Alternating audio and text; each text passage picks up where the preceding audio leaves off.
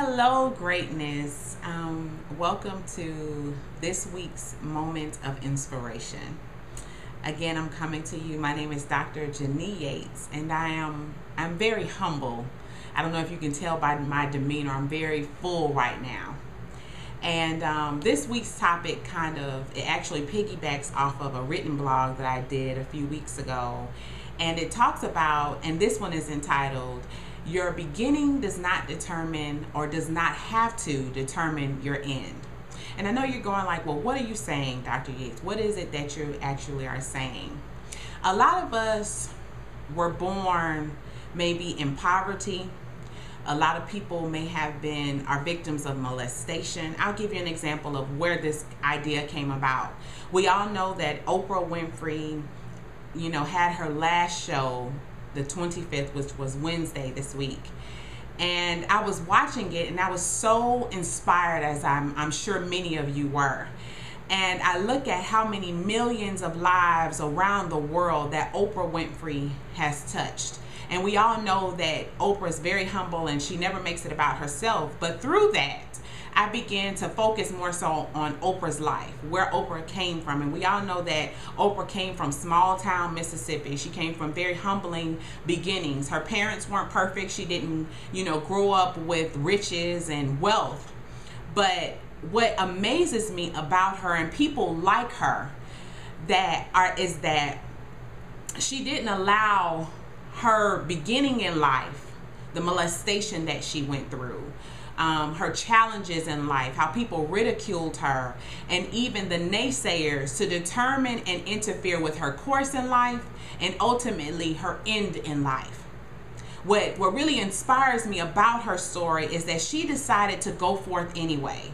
She didn't look back on the challenges that she faced and allowed them to defeat her from going forth. Because keep in mind, had she stopped and allowed herself to become the victim of her past, she wouldn't have been able to impact the millions of people currently and in the future that she will continue to impact.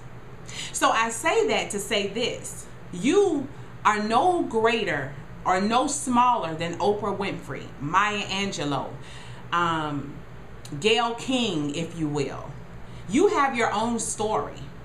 And I feel like, and I'm compelled to say this, that so many people allow their past in life. They feel like, okay, my mother and my father weren't there for me, or they were molested, or they were abused. And those are serious situations. But I empower you and I challenge you to view Oprah's life, since we're focusing on Oprah, and be inspired that your beginning and your past does not have to determine your course in life or your future or your ultimate end. I always say that there's greatness within you, and this world needs for you to show up in a major way. You may not be as big as Oprah Winfrey. You may not desire to be as big as Oprah Winfrey, but Oprah had an assignment just like you have an assignment to fulfill on this earth. There are lives that need to be touched by you and only in the way that you can do it. But it first takes for you to step outside of yourself and make a decision that no more will I allow my past, no more will I allow the abuse, no more will I allow myself to be the victim or to succumb myself to my past. Because the great thing about it is the past is gone and your past is waiting for you to let it go. I always say, loose the shackles, like Mary's songs say, and take your own shackles off and run fast, run gracefully, run wonderfully towards your dreams and towards your goals.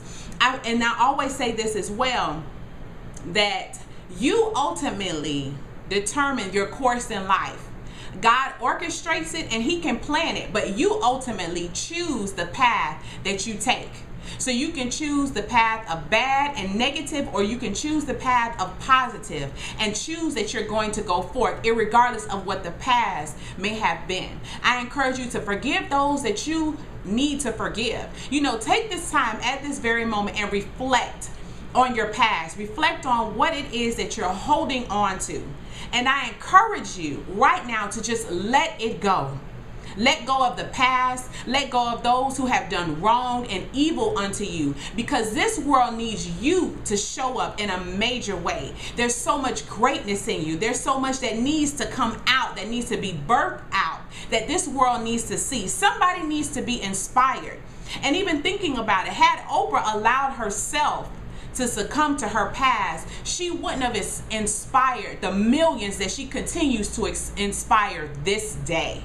So I encourage you all to not allow your beginning in life, especially if it was negative, to determine the course of your life and the end of your life, because someone needs you to show up in a major way. I am so excited for your lives. Please feel free to share your comments, share your breakthroughs, because I know that you guys will have some. Leave any questions that you have for me.